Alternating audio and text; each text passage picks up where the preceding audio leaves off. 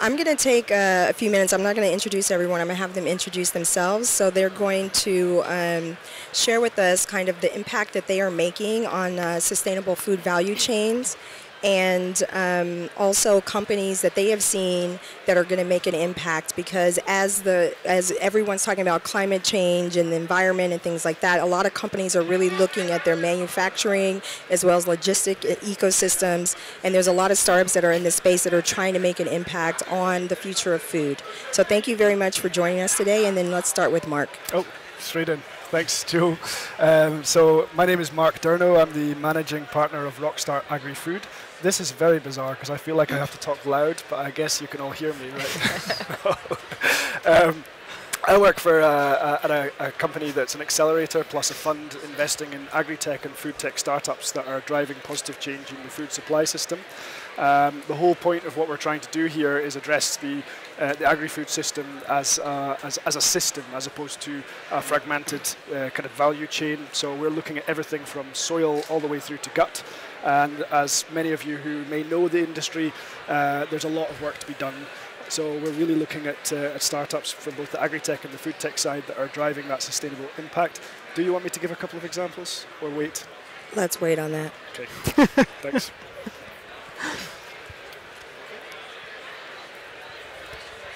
Hello, hello. Can you hear me? Yes, okay. So my name is Rasmus Blom. I'm a senior vice president for a company called FOSS. We do a lot of analytics in the food and agriculture industry.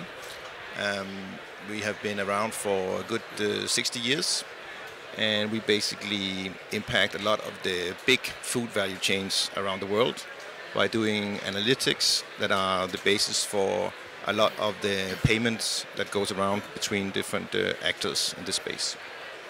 Thank you. Okay. Ooh. It's really weird.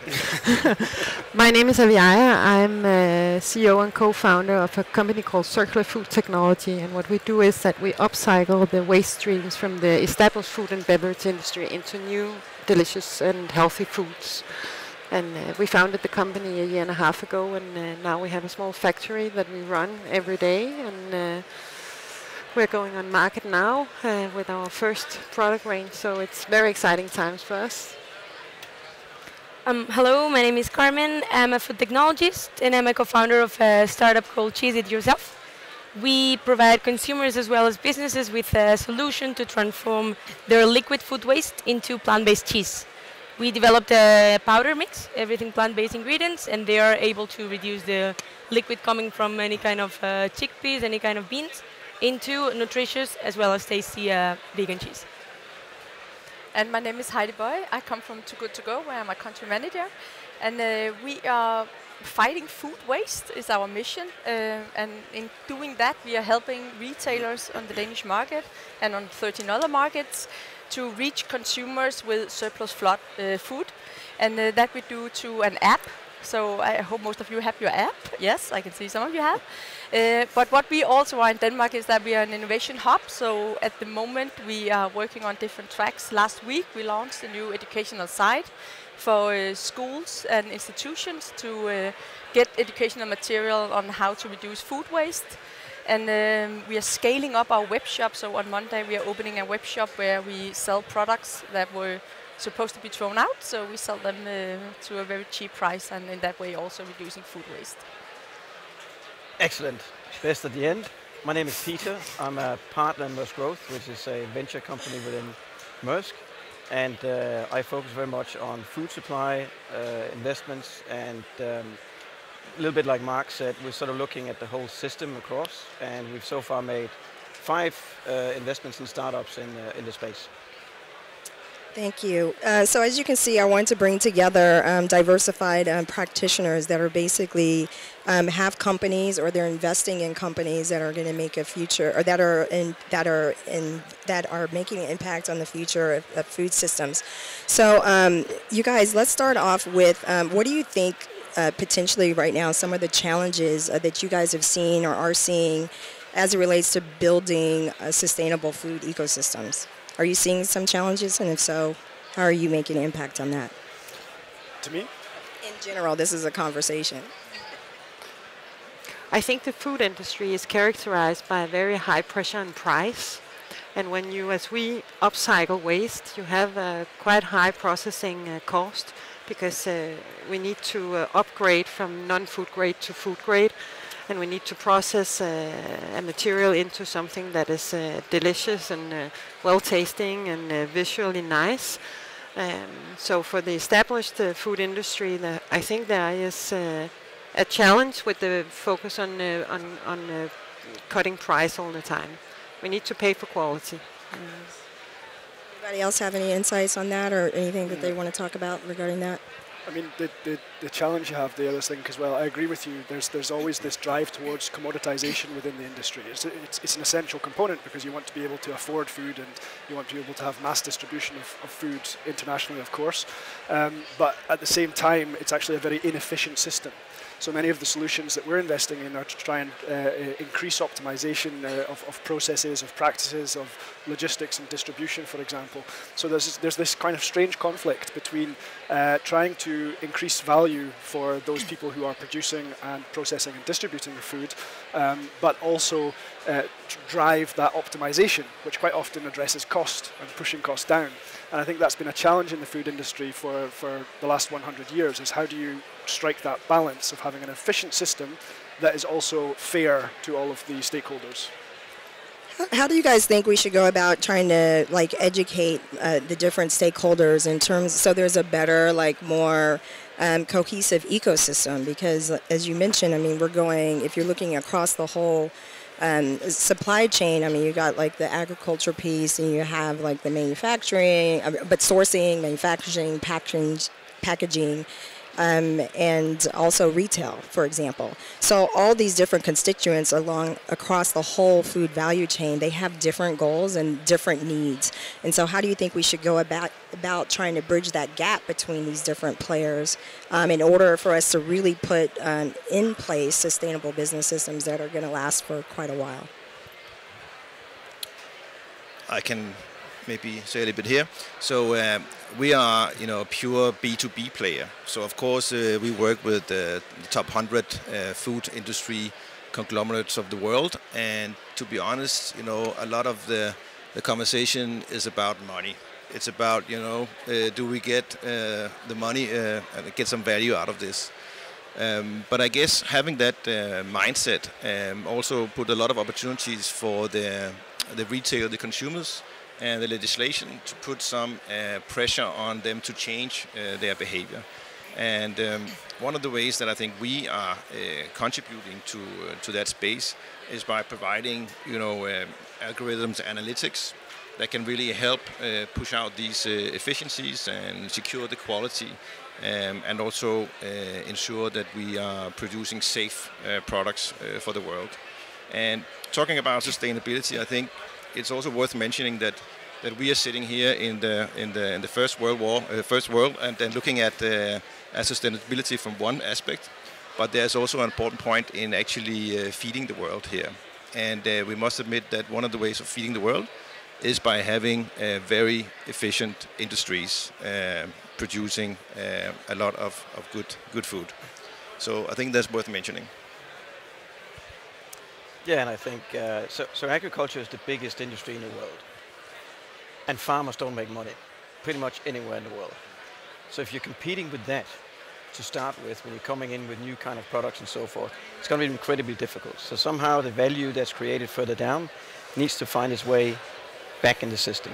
And if it doesn't, if farmer can't make money, you can't come in with new innovative products that has no scale, has all sorts of issues and challenges and so forth actually to hit the market. It's going to be impossible. And that's a little bit of the challenge in that way. There's just not enough money created in the first mile of the food system as it is. Do you have any suggestions as to how we can address that? God, I wish I had. So I think it's a little bit back to the point that Rasmus was making about resources, right? So the world has to produce a lot more with a lot less. Earth Overshoot Day was 29th of July this year. Another 2 billion people in the world by 2050. Even if we remove waste as we know it, we will not have resources to actually produce that amount of food. It's just not possible. An African farmer produces about 20% of what a Western farmer does. Education, you mentioned education on your app, might be on food waste and so forth. Education, simple tools, some of the things that Mark and you have in your portfolio, if that gets up to just 40% versus Western farmer, just double the output of Africa. Yeah. And that's the kind of scale that we need to go to. And that's where we need to have the biggest impact. But again, if you think a Western farmer doesn't make any money, someone in Kenya makes minus. Yeah. But I think it's also a matter of being smart, because food waste is not only happening in the retail segment, it's happening all the way through the value chain. Our main raw material is the brewer-spent grains from breweries and whiskey distilleries. Every year, 40 million tons of brewer-spent grain is wasted across the world. Beer is brewed everywhere. It's the third most consumed drink, only topped by water and tea. So if we manage to upgrade the waste, we already here have a big resource. Imagine that in 2027, we will not be able to feed the world. That's the latest forecast from the WHO. If we process all the brewer-spent grain in the world, we will be able to cover 8% of the calorie deficit. So, and this is just one side stream. Yeah. So imagining looking at all the side streams that we have in the established food and beverage industry, we have a lot of the answers there, I think. But I think an important aspect in this one here is that there's no one solution fixing everything. And what we start to see is that start small and maybe scale up, but there's a lot of small things company can do already now. I work within food waste in retail, and we know in Denmark, looking at the value chain, 50% of all food waste is happening in the consumer part. And then it's 2010 if you go back the value chain. But 50% is happening in the consumer arena. But we are an app, and we are just 1% of the solution, even there. So I think we have to think of how can we partner up and make sure, if you are, for instance, a retailer, what kind of solutions can be built around this to actually scale up the impact we are making. And this is where I find the hardest part is when we talk to retailers, a lot of education is needed on where do we make an efficient effort with the highest impact. And regarding the use of the resources, it's not only about finding new resources, as the focus right now is all in innovation, but also about taking advantage of the ones who are being wasted. Because the same as the beer spent grain, we are targeting aquafaba, let's say, and it's not only like produced in households, but also along the food production chain. So the food waste is not only what we leave in the plate, but also like factories have a lot of food waste that can be reevaluated, and these nutrients can be turned into new food. So we produce enough food to feed the whole world's population, but we might be doing something wrong if we are not managing the resources correctly. If 800 million people are still suffering from hunger nowadays. Yeah. I think just building on that point, right?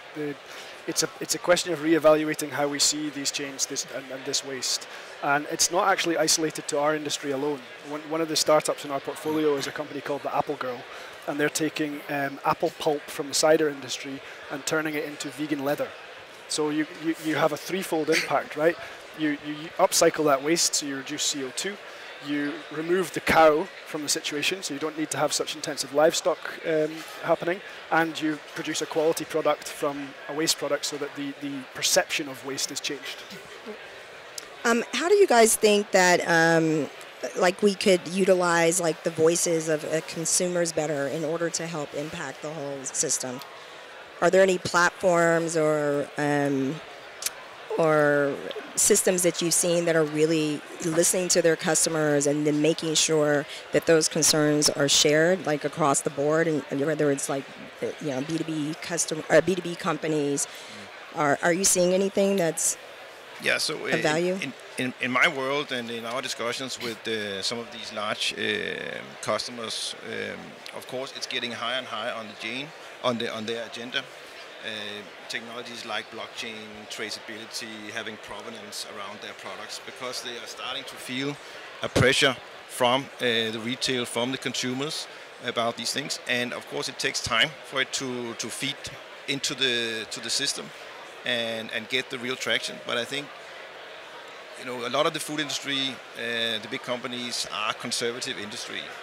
So it takes a little time for it to kind of sieve through all the defenses. But as long as we are starting to see traction from the customers and the consumers, it will rise on the agenda. And that's why we are seeing now more and more outreach about how can we implement more technology, how can we integrate our systems to make sure that we actually provide these kind of informations, get more transparency into the whole food chain. And we're also seeing large companies actually doing vertical integration, so trying to control more of the value chain in order to actually provide this kind of information. So that's how they see it from a very strategic point of view. I think in the next coming years we're going to see far more of this consumer empowerment, I would call it. Because what we see now is we see young kids getting educated in food waste. And when you start building up knowledge, when you start building up competences, this is also where you start demanding something for the companies you work or you deal with in your everyday life. So I think we're going to see a huge change in that direction in regard to not, as you as consumer will become stigmatized if you throw out food. So it's going to be a huge social impact, consumer to consumer. And then after that, we're going to see them demanding from companies to have an opinion about this. And we already see companies having a strong opinion about food waste coming up, or production terms, all these sustainability issues. But we're going to see far more for that, no doubt about that. And it's going fast. Great. I have a question for the audience. Can I see a show of hands of how many of you are actually working in the food space? Okay. And how many of you are here because you're obviously interested in like food and all the different innovations that are out there that are coming out in the market? Okay, great. So I'm going to shift a little bit. We're going to get to a couple of your questions in a few, but what I want to do is have some of you guys share some of the companies that you've seen out there, innovative companies actually, that really are like addressing this issue of like sustainable food systems. Mark, I guess I'll start with you. Make it short and sweet, though. Short and sweet. It's really easy for us to talk from a Western perspective. We're talking a lot about food stigmatization. We're talking a lot about like food waste and things. But as Peter mentioned earlier on, there's this massive topic that we're not talking about so much here, which is the emerging markets and the inefficiencies in the food system there. So the company that I would mention is one of our startups in the portfolio called Krishi Hub. It's an Indian startup. They have a platform for farmers that they provide consultancy advice for free for the farmers, and they cut out the middleman to sell the product to retailers and wholesalers. This empowers the farmers to produce more and get a better price for it, and in just a couple of years they've already got 50,000 farmers on their app and on the platform. It makes a huge difference. So. Rasmus, what's one of your favorite companies right now, other than the one you work for? Yeah, and it's not really a startup. We are probably more of a long-term scale-up, if anything. No, I was fascinated actually by a Finnish company I saw for a couple of months ago called Solein, which are trying to use the excess of carbon dioxide to produce new forms of proteins. So I think there we are maybe onto something with using solar and wind and the excess of CO2 to feeding the world. That would be quite interesting, I think. I think one of the companies that impressed me the most is 0.506. It's a restaurant catering company. And what they do is they put in some glam and sassiness and deliciousness and sexiness into sustainable food. How do they do that exactly? They do that because they're really, really clever chefs. They make very delicious food, and they do these the most sustainable dinner party they did last year, and they did again probably the very most sustainable dinner #2. I think they called it something like this. But they're very conscious on how they produce their meals, whether it's restaurant or catering or canteen. And I think it's important to have some ambassadors on the high scale that show that sustainability is not only about ugly, boring, old stuff. It's also something that can be really, really high-end. I'm targeting a company that, of course, everyone has heard about, and it is Beyond Meat. I would like to highlight because I think the approach they are taking is really clever. They're targeting meat eaters, actually. And we all know that the reduction of animal products consumption is really important nowadays, but consumers are not willing to compromise on taste, texture, and I think it's a really clever approach. They're trying to make a product that has nutritional as well as organoleptic properties good enough in comparison to meat, so that people, when they think about plant-based food, they don't think it's just boring food or untasty food. And I think it's a clever approach they're taking. And I think one of the good old ones is Chr. Hansen. They're producing enzymes. What I think they do, which is super, super cool, is that they did a big study around how much dairy products that get thrown out in households. And they found out about 30% of all dairy products you buy are getting thrown out because you just buy too much and you cannot drink it, yogurt, milk, whatever. So what they're producing now is that they're producing enzymes that can actually make their products last twice as much, and this is all natural, so coming from the product itself. And I think that way of looking at not necessarily changing behavior, but looking at how can we make these products naturally last longer, because we know that's going to make a huge impact with consumers. They have their routines. So that I really, really like. So I'm going to go back to the emerging world a little bit, like Mark as well, because I think that represents both an opportunity and quite a threat. A company called WeFarm, which through both an app, but in particular through actually text messaging, connects farmers in a sort of peer-to-peer trusted network in Africa. They got more than 500,000 users on it, and you can basically pin a question. There's a red fly on my thingy crop here, what should I do? And you will get an advice back from a farmer in the same situation, maybe in a different country with the same crop, and saying you should do this and treat it.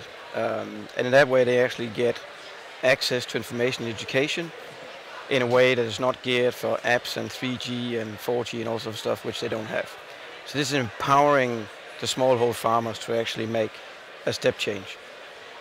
I think what's interesting is that after hearing like all you guys' suggestions, but then also the issues and talking about, you know, like Africa or how we are sitting here and not having to worry about having our nice muffins and things like that in the back, that there definitely seems to be a major gap, again, between the farming piece and then like the manufacturing piece and then the distribution piece.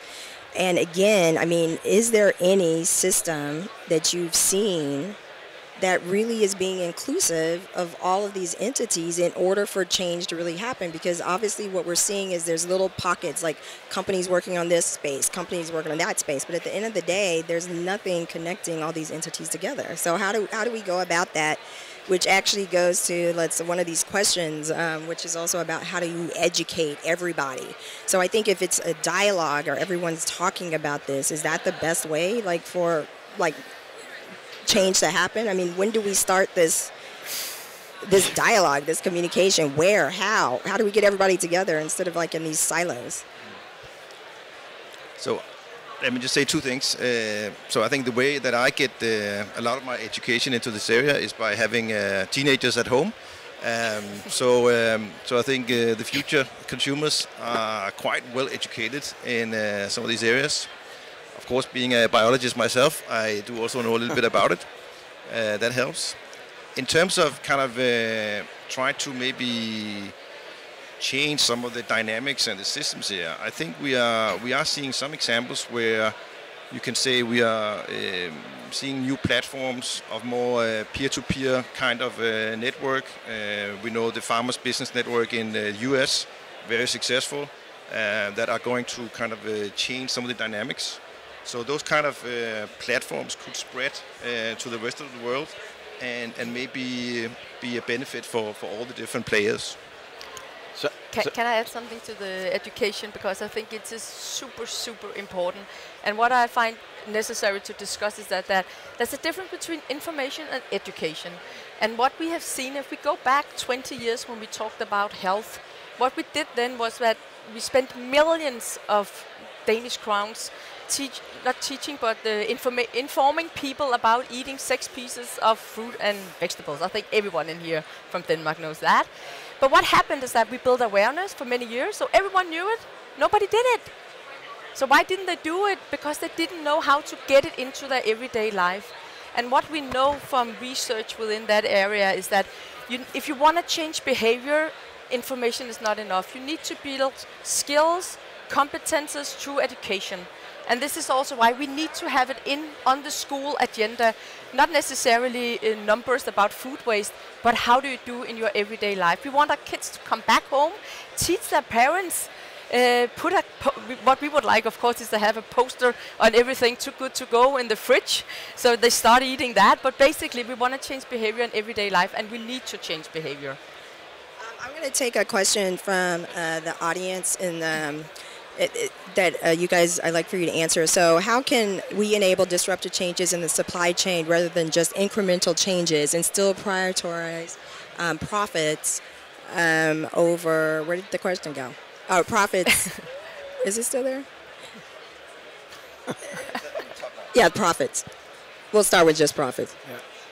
So I think that, first of all, it's back to what Heidi said before a little bit. There has to be many solutions, and you have to attack this. I mean, this is such a the waste in itself of $1 trillion, or whatever it is a ridiculous number. I mean, I don't even know how many zeros that is. So you do have to, I mean, how do you eat an elephant a piece at a time? And it has to be in that way. But I think there has to be a very clear responsibility here. Nobody can do this without startups. It's just not possible. And nobody can scale without multinationals. Yes. It's also not possible. But multinationals have to step up to the plate, take responsibility for enabling the scaling. And I don't think, I mean, this thing about sustainability is relatively easy. If we don't do sustainable business, we're going to be dead. It doesn't even feature as a separate pillar for us anymore. Integrated in your business ethics, how you run it. But we have to step up. We are responsible for enabling it. Startups are responsible for coming up with those ideas, and it has to marry.